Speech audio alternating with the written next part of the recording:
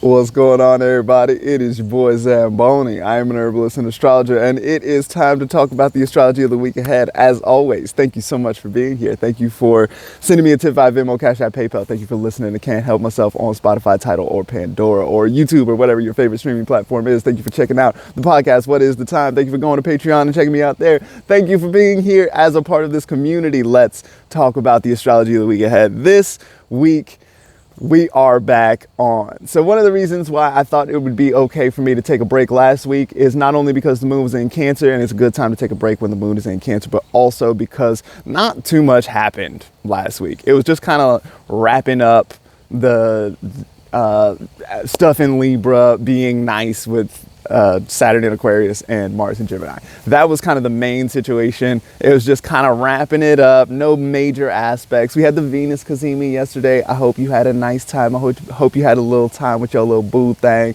or you gave somebody a hug, or you told your mama that you loved her, or something like this, right? Now we are moving into Sun moving into Scorpio, Venus moving into Scorpio. At the very end of the week, Mercury is going to move into Scorpio. Mercury's still in Libra at this point, and for most of the week. Also, Mercury is going to make a trine to Mars in Gemini. That's actually kind of cute. I do like a trine from Mercury in Libra to Mars in Gemini, because Mercury rules that Mars in Gemini, and we always like to see a trine that way. That feels friendly and supportive. It feels like that Mars, it feels like that Mars is it's not quite mayhem yet, right? And I appreciate that. I like that about that.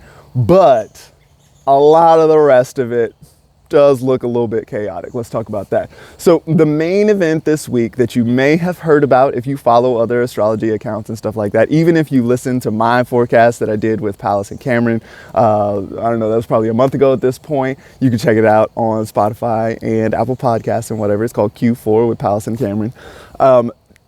These eclipses this week, we're moving into eclipse season. We're going to get two very major eclipses. This week we're going to get a new moon solar eclipse in Scorpio that is exactly conjunct Venus. Typically, you like to see things exactly conjunct Venus. The thing about this one is that, so Venus in Scorpio does not have the power that Venus in Libra does. Venus in Libra, when we think about Venus in Libra, then it's like grace and elegance and all of the Venus things, right? Just like kind of beautiful without really trying to. It's just like, it's a little bit like the way that when you like look at fall colors and stuff, and you don't have to really try. It's just like, it's just great all by itself. I don't have to do shit to that. It looks wonderful. Moving into Venus in Scorpio, now we are getting into the things that are delicious, that are also somehow macabre, that are disgusting in some way. You get a lot of sort of goth sensibilities and stuff like that. Venus in Scorpio, I've heard somebody, was it Palace, who was talking about Venus in Scorpio as a ride or die, and I really love that. That's a really good way to think about Venus in Scorpio, as caring deeply about the things that are emotionally important, and then like really just riding for that in the way that fixed water in Scorpio does. It's like very focused and cares to continue to rush in that direction. So Venus in Scorpio definitely has that capacity. And with Venus, we can think about things like love and harmony, or the things that taste good, or sometimes when we see Venus in a sign that it doesn't like, we can recall that Scorpio is ruled by Mars. Venus and Mars are naturally opposite to each other. So this is Venus far away from home. Venus isn't super comfortable in this position. So Venus in Scorpio, whenever we see Venus in a position like this, then we can think about coming into contact with our desires via things that we don't like very much. We get to know what we want by experiencing things and being like, that ain't it. And then sort of like moving around that. So that is a focal point for not only the lunation, which is the new moon that's going to happen this week, but this lunation is also an eclipse. It's a more important, there's more gravity on this lunation than a typical new moon. So whenever we think about eclipses, we can always, we can think about how the lights go out for a second. And so if the lights are going out, then we can think about mystery and confusion. The Scorpio loves a good mystery. We can also think about, there's something chaotic or disruptive. So we can think about how the sun wants to shine. That's what the sun does. But then in an eclipse, then there's a shadow. And so we don't get that shine the same way. And so that by itself is disruptive. And so what eclipses do is they disrupt the current order of whatever is going on in Scorpio. You can check out your Scorpio house. Maybe you've got Scorpio in the first house. Maybe that's your sense of self and stuff like this. And maybe it's time to update that. Maybe it's the 7th house. And maybe if you've got Taurus rising, then maybe you need to rethink the way that you are doing relationships. Maybe your relationship is going through some kind of upheaval and needs a reboot or something like this, right? You can look in the house that Scorpio is in your chart, and you can look and see where some of this disruption might be taking place. It doesn't look particularly comfortable, right? And this is one of the things that so this transit, astrologers have been talking about this transit for a long time. I think the first time I heard about this eclipse was like a year and a half ago or something like that. Eclipses were still happening in Gemini and Sagittarius. People have been really excited about this eclipse series for a little while now. And so there's been a lot of talk about it. Personally, I'm at a point where I'm like, let's just fucking live it already.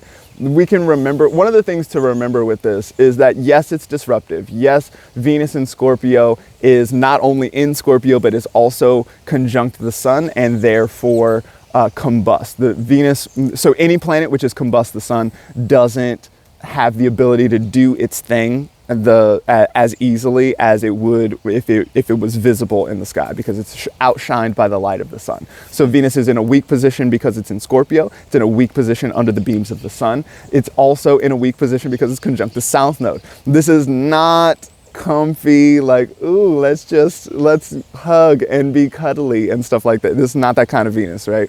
And so we can look at all this, and people have been talking about how disruptive and difficult it's going to be and all that sort of stuff. Like, sure, just let's also remember that you have survived every difficult transit in your life up to this point. Some of y'all are maybe 60 years old at this point. You have experienced some difficult transits in your life, right? So we are going to make it, most of us. And if you don't, then good for you too.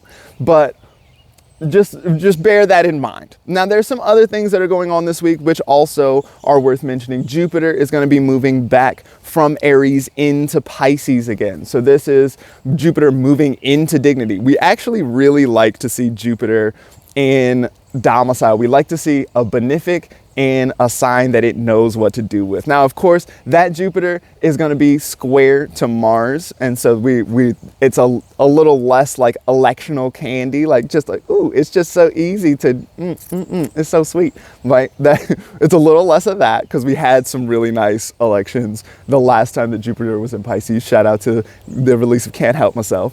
But this time we've got that square to Mars.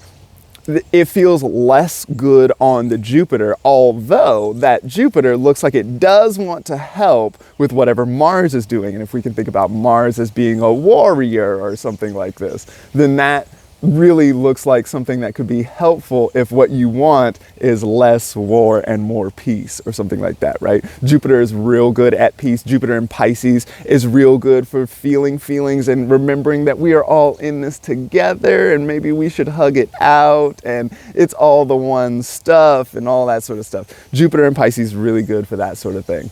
There's, we are, so the way that last week there wasn't really that much going on. It was just kind of nice and kind of whatever. And then now this week, Jupiter's moving into Pisces.